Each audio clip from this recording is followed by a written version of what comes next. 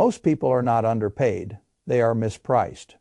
The number on your paycheck is not your wage. It is marketing. If I offered you a business that brought in $70,000 a year, but quietly consumed your car, your clothes, your evenings, your sleep, your health, your weekends, and half your judgment, you would not call that a good business. You would call it a failing operation with attractive packaging. Yet that is exactly how millions of people live. They call it a decent salary. I call it a shadow tax. I have spent my life looking at businesses through one simple lens. Revenue is vanity, margin is reality. You can impress fools with the top line. You survive on what remains after the leak. That principle does not stop working when the business is your own life.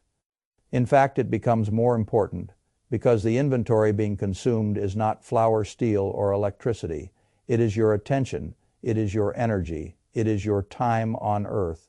That is why I want to give you a brutal number, not your salary, not your bonus, not your hourly rate on paper. I want the number that survives after the job has finished taxing you.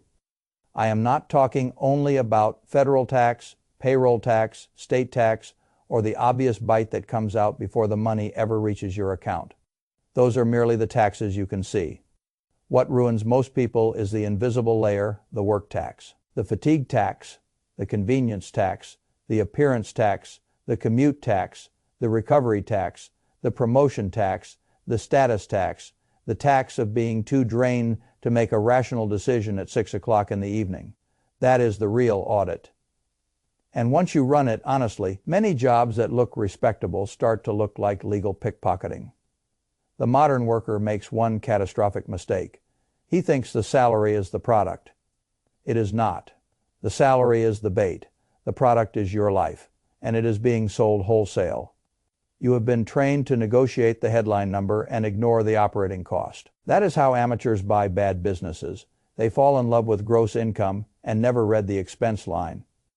A dry cleaner that brings in $1 million and keeps $20,000 is a weak business in expensive clothing.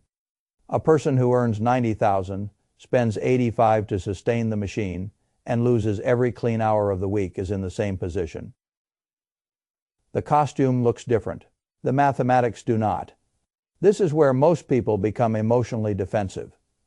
Because the moment you question the value of the job, you are not just questioning income. You are questioning identity.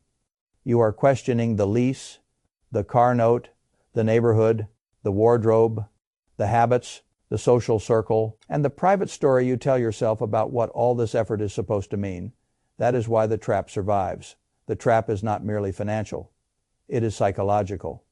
If it were only financial, people would escape it with a spreadsheet. But the system is smarter than that. It uses exhaustion to protect itself. It keeps you too busy selling your time to measure the real price of selling your time. I want you to think like an owner for a minute. An owner asks one question before almost any other question. What is the true yield after friction? The average worker asks a much dumber question. How much does it pay? That is how you end up proud of a number that is quietly bleeding to death. Let me make it plain. If a job pays you $35 an hour on paper, but the job requires a car payment you would not otherwise have, fuel you would not otherwise burn, takeout you buy, because you come home cognitively dead, a wardrobe built for people you do not even like, a second stream of spending to numb the stress, and 10 to 15 unpaid hours of logistical debris every week, then your real wage is not $35 an hour. It may not even be $15. And if you are living in a high-cost city, carrying child care pressure, pet care pressure, beauty maintenance pressure, or reputation pressure, the real number can become frankly humiliating. This is what I call the shadow tax code. The government has a tax code. Your job has one too. It is just written in behavior instead of law. Every morning you wake up and pay the grooming tax. Every mile you drive, you pay the commute tax. Every lunch you buy because you did not have the time or energy to prepare food, you pay the convenience tax. Every Friday night drink, weekend splurge, impulsive delivery order, or numbing purchase made because your mind has been ground into dust by the week, you pay the recovery tax. Every upgrade you purchase to look successful enough to stay in the game, You pay the appearance tax. Every hour you spend half awake on Sunday dreading Monday. You pay the anticipatory tax. Every good decision you fail to make because you are tired, distracted, or emotionally thin. You pay the cognitive tax. And the most dangerous tax of all is the compounding tax. That one does not merely take money from you today. It takes future optionality from you for decades. A $5 coffee is never just a coffee if it is tied to a work routine that repeats 240 times a year. A $40 meal is never just a meal if it exists because the job left you too drained to use the food already in your kitchen. A promotion is never just a raise if it buys more visible income at the cost of worse margins, thinner patience, more paid help, more stress spending, and less control of your own calendar. This is where ordinary people confuse movement with progress. More money flowing through your life does not mean more wealth staying in your life. A lot of people have what I call high flow poverty. Money passes through them at speed, and because it passes through at speed, they mistake throughput for strength. But a pipe is not a reservoir. A large salary does not mean you own a good economic life. It may simply mean you are standing under a bigger faucet with a wider drain. If you want to see this clearly, stop calling yourself an employee for 5 minutes and start calling yourself a business. Now the questions become sharper. What are your gross receipts? What are your unavoidable taxes? What are the costs of goods sold associated with your labor? What are the maintenance costs required to keep the machine presentable? What are the emotional repair costs generated by the work itself? How many true hours does the operation consume? And after all of that, what is left? That leftover is your real wage. That leftover is your margin. That leftover is either building freedom or financing captivity. Let me walk you through the arithmetic the way I would if you handed me this life as an investment prospectus. Imagine a person earning $80,000 a year on paper. That sounds solid. It sounds adult. It sounds like the kind of number that should produce breathing room. Now peel the paint off, taxes remove a large chunk immediately. Fine, everyone expects that, but then the hidden toll booths start appearing. There is the transportation burden. Maybe it is a car payment. Maybe it is not.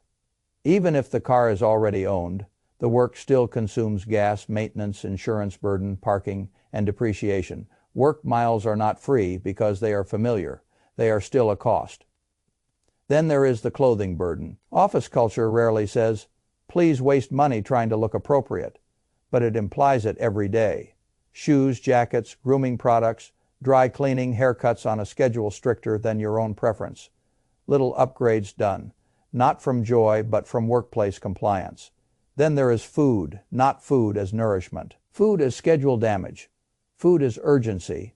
Food as a payment made because the day was structured against your own efficiency. Coffee bought because you are underslept. Lunch bought because the morning was chaotic. Dinner delivered because your brain is no longer functioning like a civilized asset allocator. Then there is outsourced life management, dog walkers, child care extensions, convenience subscriptions, last-minute purchases, fees paid to compress domestic responsibilities into the narrow slices of time the job leaves behind. Then there is recovery spending. This is where the trap becomes vicious because the spending feels morally justified. You say you earned it. You say you need a break. You say everyone does it. That may all be emotionally true. It is still financially real. The weekend drinks, the revenge shopping, the impulsive getaway, the random treat-yourself spending, the little luxury that patches over a damaged nervous system. Those are not isolated indulgences.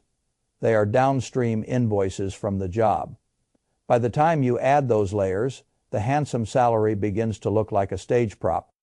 But now we come to the uglier half of the audit time. Most people commit a fraud against themselves here. Not a legal fraud, a life fraud. They count paid hours and ignore captured hours. The employer rents more of your life than appears on the timesheet.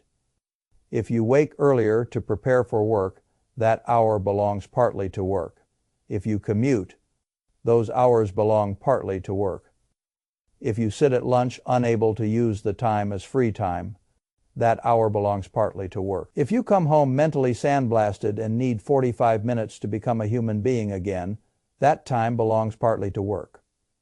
If your mind is still answering fake emergencies while your body is sitting at the dinner table, that attention belongs partly to work. The company may not put those hours on payroll. That does not make them free. This is why the official work week is often fiction. A 40-hour job can easily be a 55-hour claim on your life. In some professions, it is more. And once you divide your shrunken net by the true hours consumed, the number on the brochure vanishes. That is the moment of truth.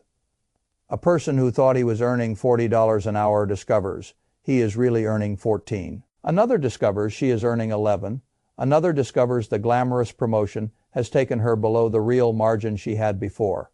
More status, less life, more visible income, less retained freedom. This is what I mean when I say some people are selling their time at a discount while congratulating themselves on the sale. And now we get to the really dark mechanism, the one that keeps the whole system self-sealing.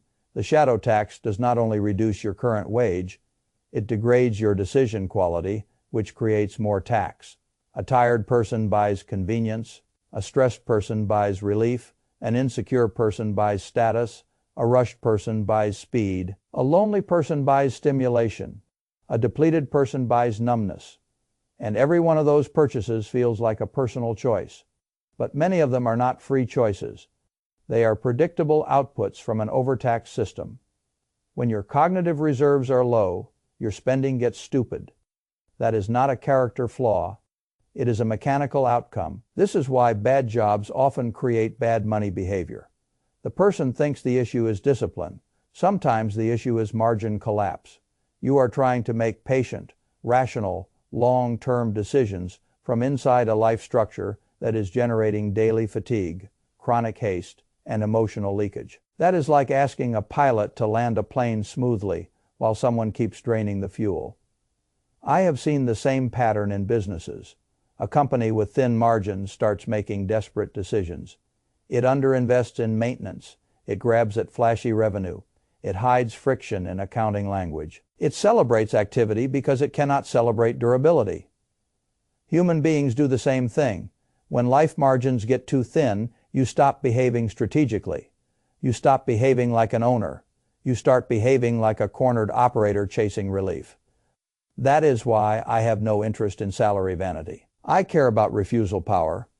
Refusal power is the ability to say no without panic, no to a bad boss, no to a stupid purchase, no to a humiliating commute, no to a fake promotion, no to a lifestyle that eats every increment of income the minute it appears. Most people do not have refusal power because their shadow tax is too high. Their life is built on throughput rather than retained capacity. So let me tell you something that will offend a lot of ambitious people. A lower salary with better margin can be a far richer life than a higher salary with worse margin. If one person makes $100,000, spends $85,000 to sustain the role, and yields 60 punishing hours a week to the machine, while another makes $60,000, spends $35,000, works 35 calmer hours, and keeps enough energy to think, invest, learn, and live. I know which one has the superior operating model. The first person has a prestigious cage. The second person may be building freedom. You must stop admiring the cage because it has leather seats. This is also why I am skeptical of promotions that look good only from across the street. A raise can be real. I am not romantic about poverty, but a raise that increases hidden taxes faster than visible income is not a raise. It is margin destruction wearing a necktie, more meetings, more wardrobe pressure, more meals bought in desperation, more decompression spending, more obligation to perform success, more dependence on services because you no longer have time, more stress, more leakage, more identity tied to a machine that can still remove you with one email. That is not advancement. That is upscale fragility. If you want to know whether a raise is good, do not ask what it adds to your gross pay. Ask what it adds to your retained freedom per true hour committed. That is a much colder question. It is also a much more intelligent one. The same principle applies to purchases. When you know your real wage, price tags change shape. A $100 impulse is no longer $100. It is 6 hours or 9 or 12. It is the Monday commute and part of Tuesday afternoon. It is a slice of your finite life converted into an object that may not matter to you in 10 days. This is why clear arithmetic is such a moral force. It strips glamour off nonsense.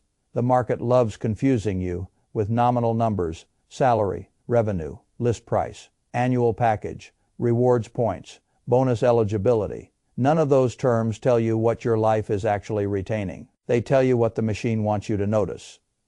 The machine does not want you noticing net freedom. Net freedom is dangerous.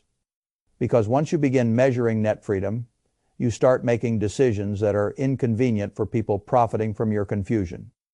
You reject the apartment chosen for status and keep the one that preserves investing power. You reject the car that announces your role and keep the one that preserves optionality.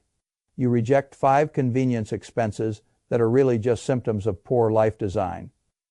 You reject the fake social pressure to look expensive around people who are also quietly drowning. You reject unnecessary complexity, because complexity is the favorite camouflage of hidden taxes. That does not mean turning your life into punishment.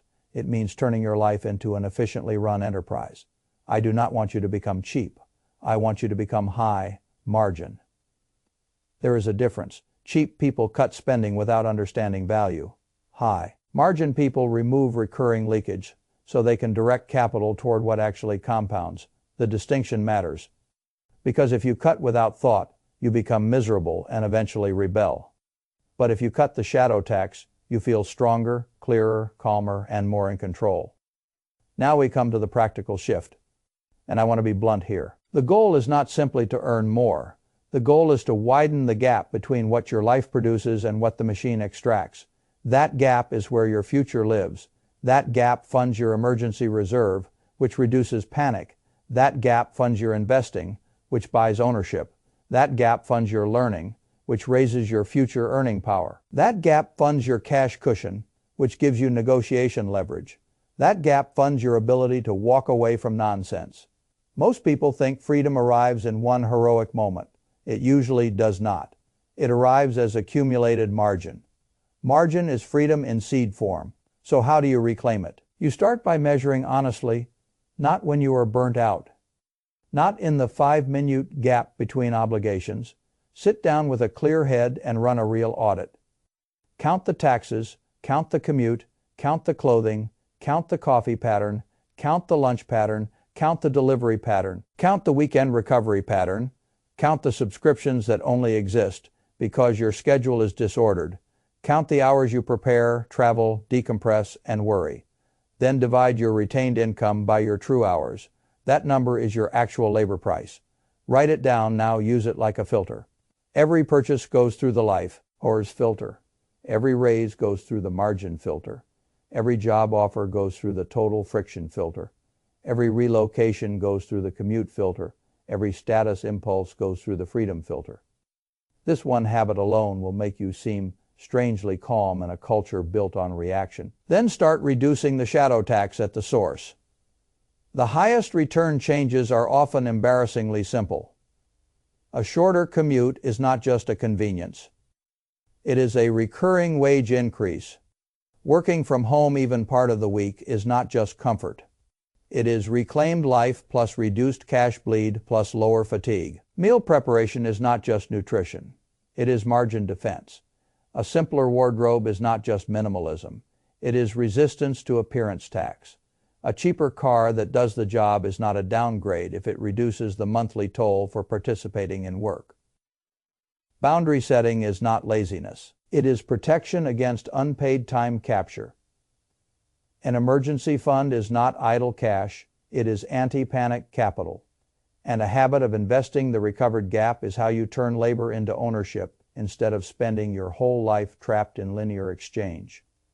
That last point matters most. The worker sells hours. The owner buys assets that keep working after the hour is gone. If you recover $200 a week from the shadow tax and direct it into productive ownership year after year, you are not merely saving money. You are slowly replacing dependence with leverage. You are taking small slices of a life once consumed by maintenance and turning them into a machine that can eventually support you without asking permission from a boss. That is how escape actually happens. Not through fantasy, not through motivational theater, through sober arithmetic, repeated long enough to become power. The people who stay trapped usually have the same 3 blind spots. First, they underestimate the true extraction rate of their current life. Second, they normalize fatigue so deeply that they stop seeing it as an economic variable. Third, they keep pursuing visible increases in income without asking whether the invisible tax system is expanding faster. Those 3 mistakes can steal decades. I do not say that dramatically. I say it mathematically. A person can spend 20 years earning more and more while retaining too little and compounding almost nothing. Outwardly, that life looks fine. Internally, the engine never catches. That is why some high earners reach middle age with frighteningly little control. They built image, they did not build surplus. They bought symbols of success while selling the very thing success was supposed to purchase back for them, which is time. I would rather see you with a quieter life and a stronger balance sheet than a louder life and a thinner soul. A lot of people hear a message like this and think it is anti-work. It is not anti-work, it is anti-delusion. Work can be honorable. Work can be a bridge. Work can teach discipline, skill, and judgment. But if you never audit the bridge, you can wake up and discover you have been paying bridge tolls for 30 years without ever crossing to the ownership side. That is the nightmare. Not working hard. Working hard while the shadow tax quietly eats the freedom your hard work was supposed to buy. So here is the personal test. Take the most recent week of your life and put it on trial. How much money came in? How much of that money survived all obvious and hidden work costs? How many hours did the job really take once you count preparation, travel, recovery, attention residue, and disruption? What was your real wage? And then the hard question. Are you proud enough of that number to keep trading your life at that price? Because that is the choice. You can keep living on the marketing number, keep calling gross pay your income, keep using small comforts to anesthetize a system that is overcharging you, and wake up 10 years older with nicer receipts and weaker freedom. Or you can become an owner in your own life. You can expose the shadow tax, you can cut the leak, you can defend your margin, you can redirect the recovered gap into cash, ownership, and refusal power. You can stop selling your time at a discount. Most people will not do this because the truth is uncomfortable. It insults their habits. It threatens their image. It forces arithmetic into places where they prefer emotion. Fine, let them keep the costume. But if you are serious about wealth, then stop asking what you earn and start asking what your life keeps. That is the door. On one side is a respectable-looking treadmill with polished numbers and invisible drains. On the other side is a harder, cleaner path where you measure honestly, spend deliberately, invest the difference, and slowly buy back the right to say no. Choose the side that compounds. Choose the side that leaves something after the tax. Choose the side where your work serves your life instead of your life serving your work.